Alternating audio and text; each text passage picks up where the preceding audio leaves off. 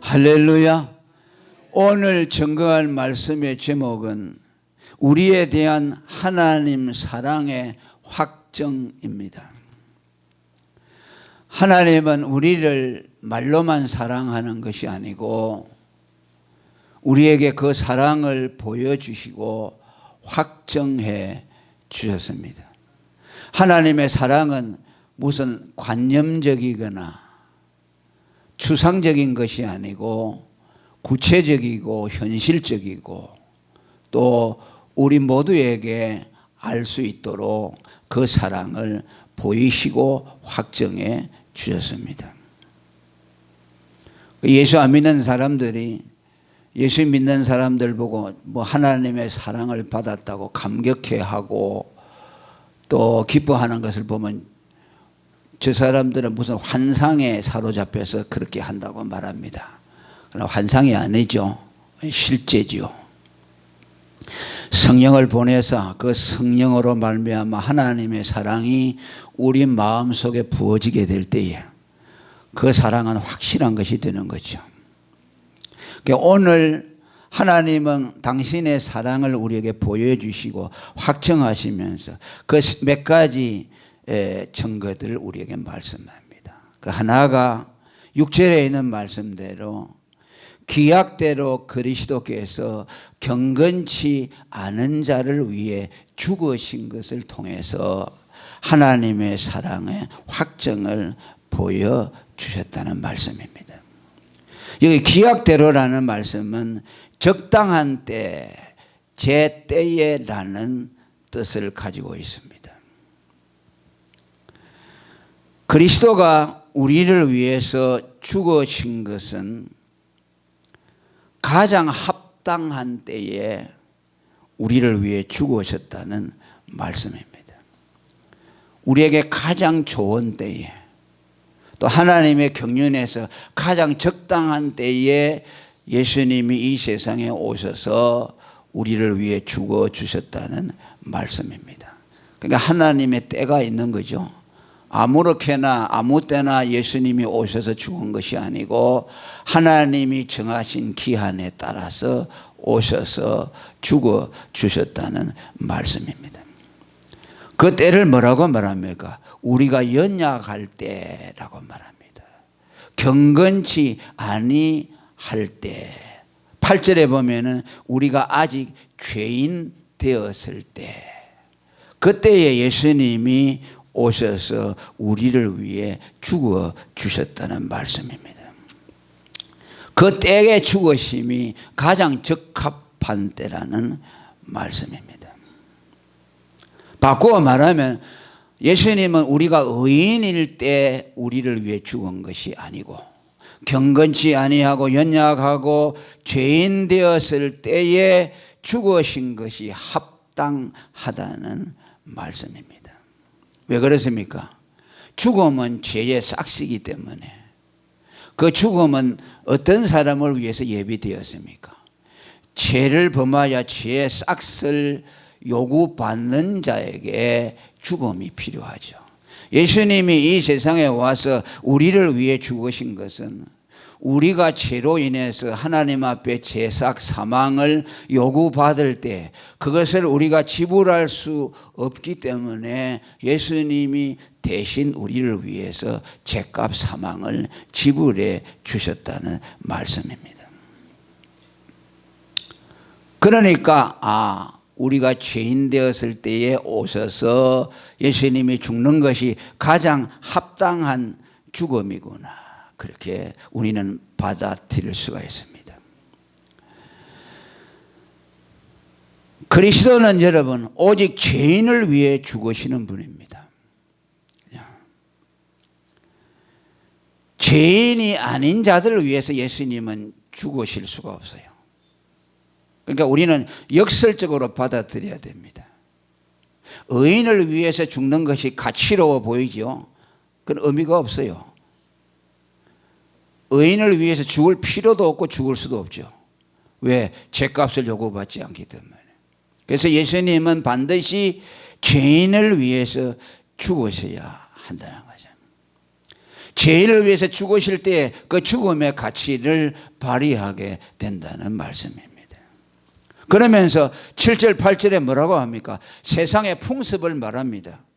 세상에는 사람들을 위해서, 다른 사람을 위해서 죽는 일들이 간혹 있는데 의인을 위해서 간혹 죽기도 하고 선인을 위해서 간혹 죽는 사람이 있다고 말씀하죠.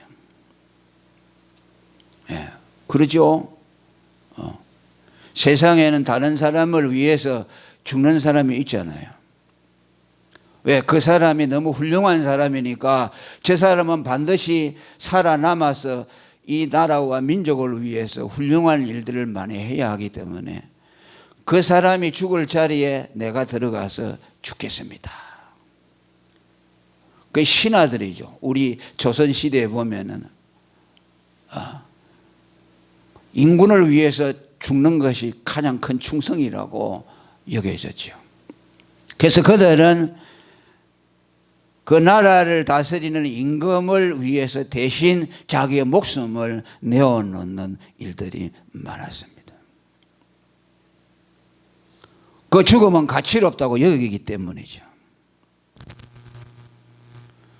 어떤 사람이 훌륭한 일을 많이 했을 때 그 사람이 죽음의 위기가 왔을 때 저 사람은 우리 민족을 위해서 반드시 필요하다. 저 사람이 죽을 자리가 있으면 내가 대신 죽어야겠다라는 마음을 불러일으키는 훌륭한 사람들이 많습니다. 그렇게 죽는 것은 영예로운 것이죠. 그러나 누구든지 죄인을 위해서 죽는 사람은 없지요. 왜? 그 죄인이라는 것은 죽는다 그러면 너 같은 건 백해무익이니까 빨리 죽으라고 하겠죠. 여러분, 악인들이 뭐 죽는다고 해서 누가 눈물 흘립니까? 저럼 잘 죽었다 그러죠. 그러니까 세상의 인심이라는 것은 훌륭하고 선한 사람들을 위해서 대신 죽는 사람들이 흔하지는 않지만 간혹 있다. 그러나 그리스도는 어떤 사람을 위해 죽었느냐? 죄인을 위해서 죽었다고 말합니다.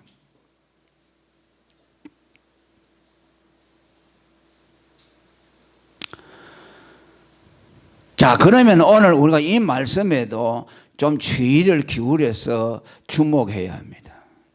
그리스도가 죄인을 위해서 죽었다, 경건치 않은 자를 위해서 죽었다는 말씀은 그냥 쉽게 생각하면 안 돼요. 하나님은 사랑이시기 때문에 보잘것없고 하찮은 죄인들이라도 그들이 지옥 가는 것이 불쌍하니까 그저 적극적으로 동정심이 일어나서 내가 저들을 대신해서 죽어서 내가 저들을 지옥에서 건져내야 되겠다라는 적극적인 동정심이 일어나서 예수님이 죽었을까요? 그런 죽음은 아니에요.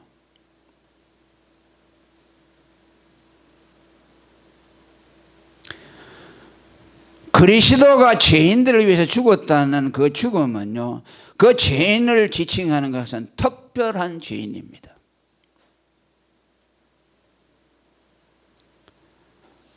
그들이 비록 죄인이기는 하지만 하나님께 특별한 은총을 입은 사람들입니다.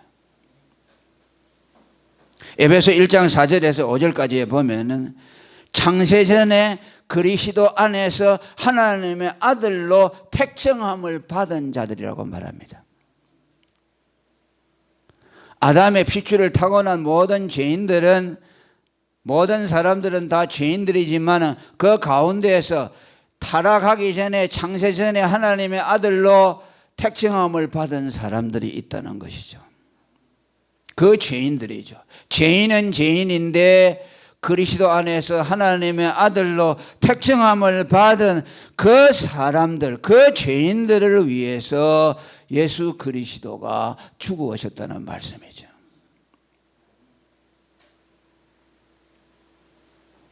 그러니까 그 죄인들을 위해 죽었다는 것은요, 하나님을 위해서 죽었다는 말씀과 같아요. 왜? 그들이 하나님의 아들이기 때문에.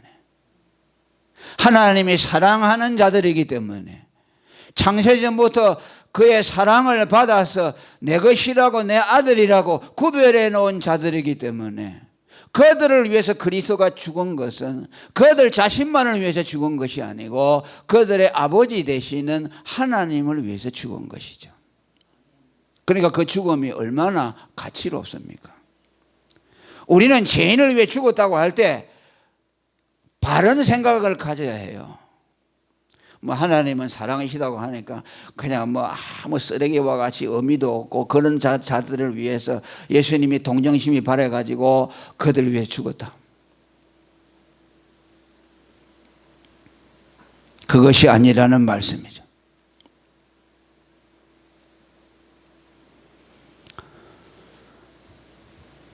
그의 죽음은 모든 사람 불특정 다수를 위해서 죽은 것이 아닙니다. 그가 죽어놓고 야 너희들 내가 너희들의 죄값을 위해서 죽었으니까 너희들 중에 구원받고 싶은 사람도 있으면 나를 믿어.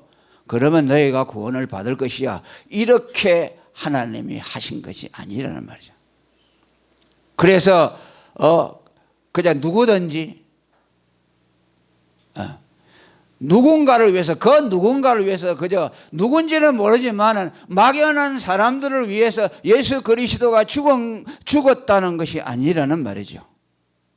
죄인이기는 하지만 하나님이 그리스도 안에서 그의 아들로 택해 놓은 자들을 위해서 죽었다. 더 정확하게 말하면 예수님은 하나님이 택하신 하나님의 아들들을 위해서 죽었다는 말씀이죠. 그렇기 때문에 누가 그리스도를 믿느냐? 그를 위해서 죽어놓은 하나님의 아들로 택함을 받은 그 사람들만 예수를 믿게 되어 있다는 말씀이에요.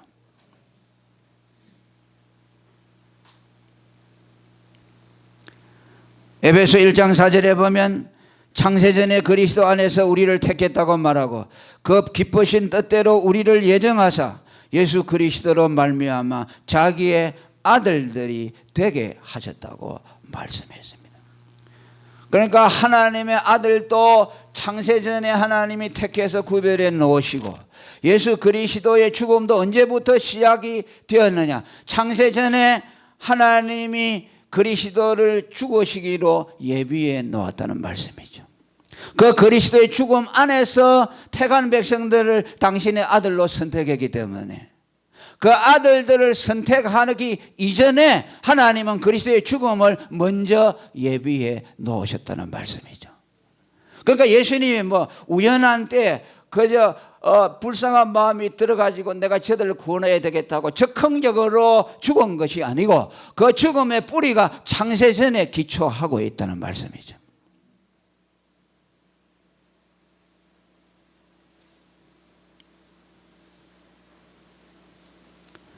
우리가 하나님의 아들이 된 것은 예수를 믿어서 비로소 하나님의 아들이 된 것이 아닙니다. 우리가 예수 믿기 전에 하나님이 그리스도 안에서 우리를 하나님의 아들로 택해 놓으시고 이미 그때에 우리는 하나님의 아들로 하나님의 택함을 받았습니다. 그것이 예수를 믿는 것을 통해서 구체적으로 이루어진 것에 불과한 것이지 아무 상관없는 자가 예수를 믿어가지고 하나님의 아들이 비로소 그때 된 것이 아니라는 말씀이에요. 하나님의 아들은 그렇게 적극적으로 되는 것이 아니에요. 우리가 하나님의 아들이 되는 것도 창세전에 준비된 것이고 그리스도가 그들을 위해 죽으시는 것도 창세전에 작정된 것이라는 말씀이죠. 그러니까 그 사랑의 뿌리가 영원에 기초하고 있다는 말씀이죠. 제가 늘 말하듯이 하나님이 우리에 대한 사랑은 어제 오늘 시작된 것이 아니고 영원전에 그리스도 안에 뿌리를 받고 있다는 것을 우리가 아셔야만 합니다. 그런 하나님이 우리가 잘못한다고 버리겠어요? 좀 잘못한다고 버리겠어요? 안 버리죠. 버릴 수가 없죠.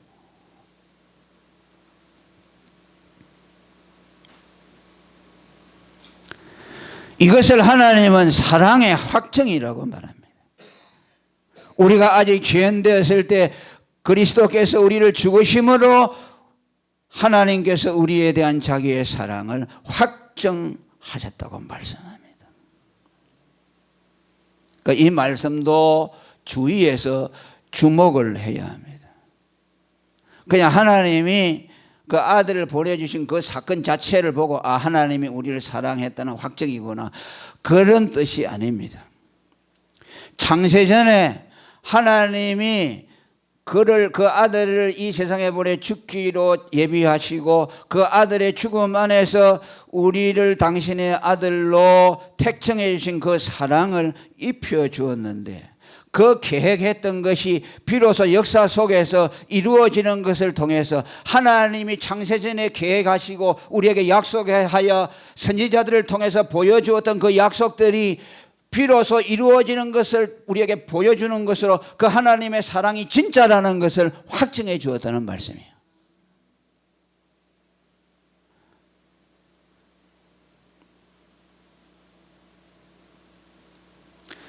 구약의 선지자들과 신약의 사도들을 통해서 뭘 말합니까? 하나님이 우리들을 창세전에 그의 아들로 예정해 놓으시고 그리고 그들을 구원해 주어서 당신의 아들로 삼기 위해서 하나님이 사람의 몸을 입고 와서 죽으실 것이라는 것을 예언한 것이 선지자들의 말이에요. 수많은 선지서들이 뭘 말하느냐? 하나님이 사람 되어 와가지고 그의 아들 될 택자들을 위해서 죽으실 것이라는 것을 예언한 것이요. 수많은 사건들, 역사서들에 나오는 것, 예언서들에 나오는 것, 문학서들, 시가서들에 나오는 내용들의 핵심이 바로 그것입니다. 그렇게 약속했잖아요. 그러면서 하나님이 너희를 사랑한다, 사랑한다, 내 아들을 보내서 너희들을 구원하실 것이다, 이것이 너희에 대한 나의 사랑이다, 그것을 선지자를 통해서 수없이 말씀했잖아요. 그런데 그 말씀이 뻥이 아니라는 말씀이요, 아들이 진짜 와서 죽으시는 것을 통해서 그분이 말한 사랑이 확정되었다는 말씀이에요. 우리에게 증거로 보여주셨다는 말씀이에요.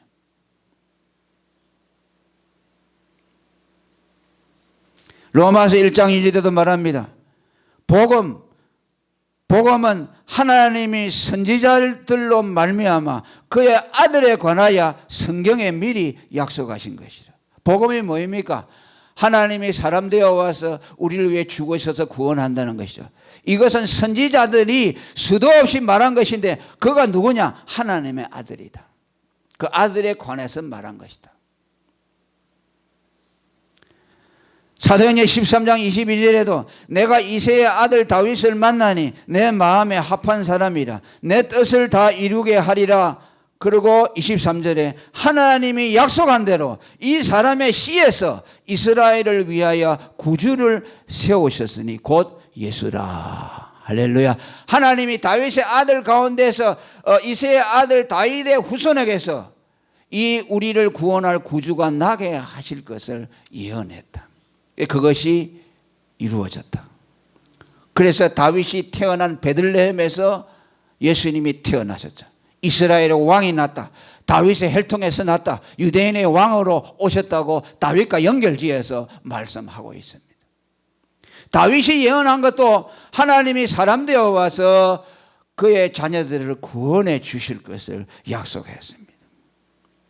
갈라디아 4장 4절에도 때가 참에 하나님이 그 아들을 보내사 여자에게서 나게 하시고, 할렐루야, 우리를 모든 율법에서 속량해 주셨다고, 그래서 우리를 하나님의 아들로 삼아 주셨다고 말씀하십니다. 사랑의 확정이죠. 그래서 우리는 예수님이 십자가에 달리신 그 죽음을 보고 하나님의 사랑을 확정받아야 됩니다.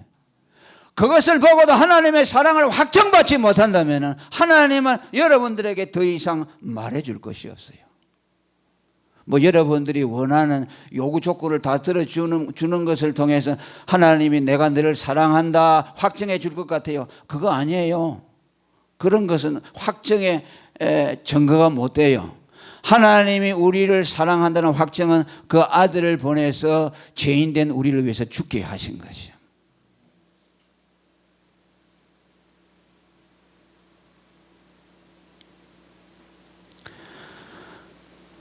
그러면서 또 우리에게 말씀합니다. 구원을 말씀합니다. 우리를 하나님의 아들 되게 하실 뿐만 아니라 그 이전에 하나님은 우리를 진노에서 구원해 주셨다고 말씀합니다. 9절 말씀 다 같이 읽어봅니다. 시작.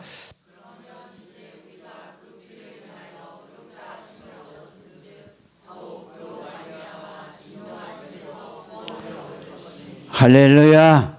그리스도가 우리를 위해 죽으심으로 우리에게 나타난 결과는 우리가 그의 아들이 되는 것이고, 또 우리는 그를 믿음으로 의롭다 하심을 받아서 하나님의 진노에서 구원을 받는 것입니다. 여기 보면 피를 인하여 의롭다 하심을 받는다는 말이 나오고, 뒤에 보면은 그로 말미암아 진노하심에서 구원을 얻는다는 말이 나옵니다. 의롭다는 말씀과 구원이라는 말씀이 같이 나오지요. 이것은 의롭다함을 받는다는 말이나 구원을 받는다는 말은 같은 뜻으로 받아들여야 합니다. 이것은 다만 구원에 이르는 과정을 말합니다. 하나님이 우리를 구원할 때 어떻게 구원하느냐? 우리를 예수님의 피로서 의롭다함을 주어서 구원해 주시는 거예요. 자, 구원이 뭐입니까? 구원은 죄인에 대한 하나님의 진노에서 건져 주시는 것이 구원이에요. 그러면 우리를 하나님이 진노에서 구원해 주려면 반드시 우리에게서 죄값을 받아내야 됩니다.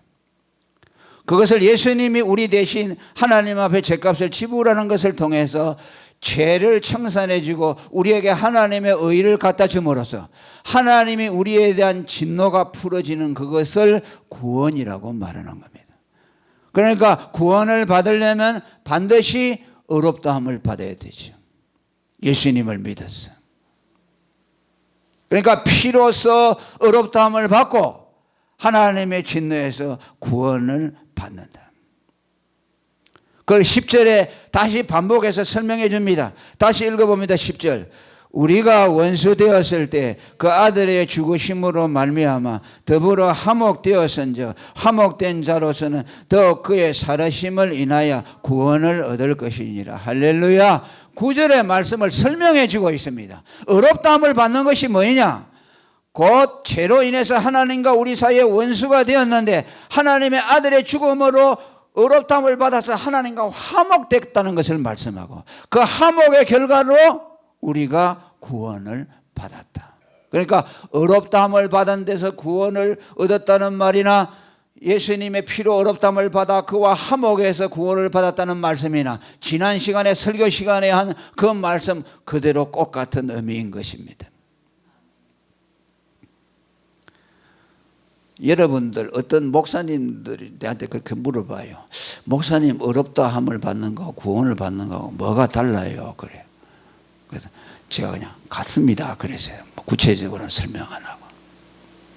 그 목사님들도 그걸 헷갈리니까 교인들은 얼마나 헷갈리겠어요. 왜? 어떤 데는 하나님이 의로 구원했다고 하고 어떤 데는 그냥 또 구원했다고 하니까 그 의와 구원은 다릅니까? 그렇지 않아요. 그러면 또 여기 보십시오. 우리가 그 피를 인하여 의롭다함을 얻었지 않습니까? 그래놓고 더욱 그로 말미암아 진노하심에서 구원을 얻었다. 또 이것은 어떻게 설명할 것인가? 피를 인하여 의롭다함을 받는 것은 무슨 말이고, 또 예수님으로 말미암아 진노하심에서 구원을 받는 것은 무슨 말인고, 그냥 피 한 가지만 하면 되는데 피를 인하여 의롭다함을 받다 해놓고 또 예수님으로 인하여 구원을 받았다고 하니까 그 예수님의 피나 예수님이나 같은 말인데 예수님의 피를 말해놓고 또 예수님을 따로 말하는 이유가 무엇이냐?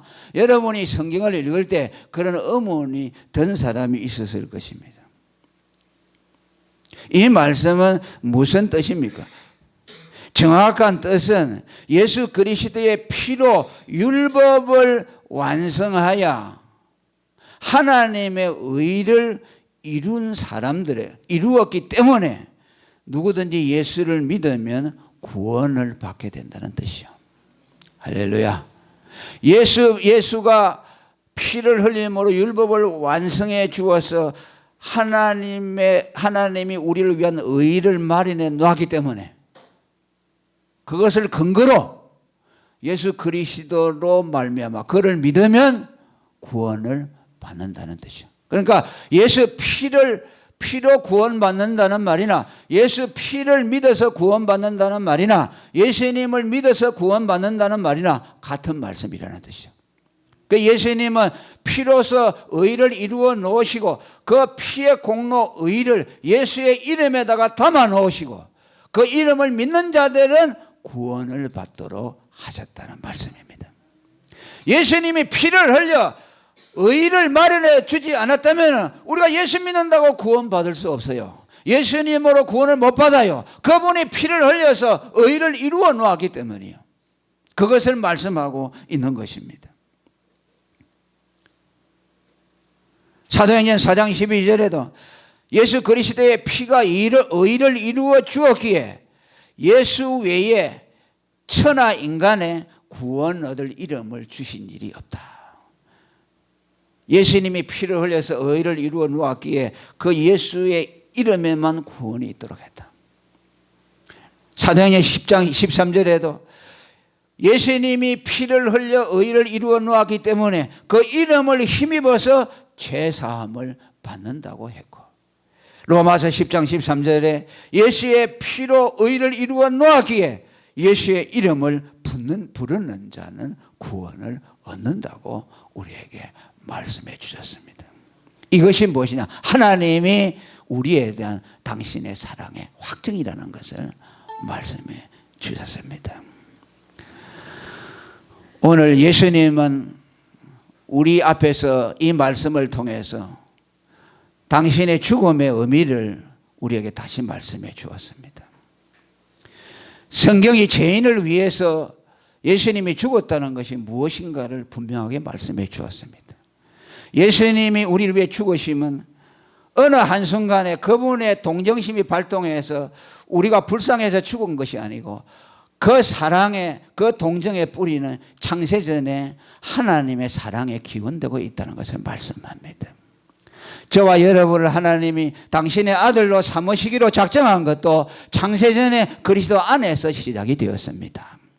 그리고 때가 되면 예수님이 이 세상에 오셔서 저와 여러분을 위해서 십자가에 죽으시는 것을 통해서 창세전에 약속하신 수많은 선지자들과 사도들을 통해서 하나님이 우리를 사랑하신 그 사랑이 이렇게 이루어질 것이라는 것을 약속했는데 예수님이 오셔서 십자가의 죽음을 통해서 그 사랑을 확정해 주셨다는 것을 우리에게 보여주었습니다. 예수님의 피를 흘려주심으로 누구든지 그리스도 안에서 택정함을 받은 자는 그 이름을 믿는 자들을 구원하시는 것을 통해서 오늘 또 하나님은 당신의 사랑을 나타내고 있습니다. 오늘 우리가 예수 이름을 부를 때 가슴이 뭉클하고 하나님의 사랑이 우리 마음속에 부어지는 것은 그것이 하나님의 사랑의 핵심이기 때문에 그래요. 여러분들이 예수님의 사랑을 믿고 예수님의 이름을 불러보세요. 그러면 하나님의 사랑이 여러분 안에 쏙 들어와요. 아, 이것이 하나님의 사랑이라는 것이 확신되어지는 것이요. 그 사랑으로 우리를 살게 하시는 것이요. 그 사랑으로 전염병도 이기게 하시고, 아멘. 이 세상의 모든 고난도 이기게 하시고, 넉넉히 모든 것을 능가하고 초월해서 끝까지 주님을 의지하고 나아갈 수 있도록 해주시는 그 하나님을 영원히 찬송합니다. 통성으로 기도하겠습니다.